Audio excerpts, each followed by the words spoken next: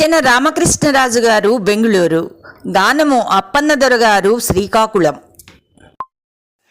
కరుణ కిరణము నీ చూపు, కరుణ కిరణము నీ చూపు, మకరిగూర్చిన భక్తవత్సల హరిముకుంద, కోరిన వరములనిచ్చడి కలికారణ జన్ముడా, కోరిన వరములనిచ్చడి కలికారణ జన్ముడా, నీకు శరణు సాయి శరణు, నీకు శరణు సాయి